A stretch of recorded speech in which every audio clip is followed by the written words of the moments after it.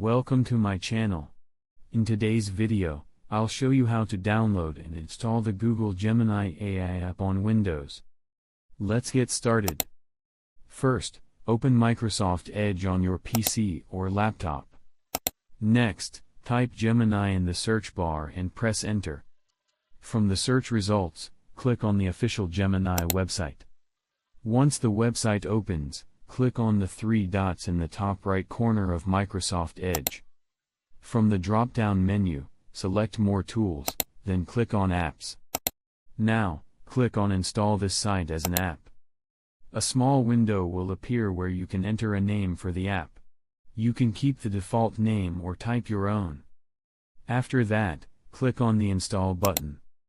Once the installation is complete, choose the shortcut options you want, such as creating a desktop shortcut or pinning the app to the taskbar. Then, click Allow to finish the setup. You'll now see the Gemini app shortcut on your desktop. Open the app and sign in with your Google account if required. Your Google Gemini AI app is now successfully installed on your Windows PC, and you can use it anytime without opening your browser. And that's it. If you like the video, like, subscribe, and press the bell icon for more helpful tutorials.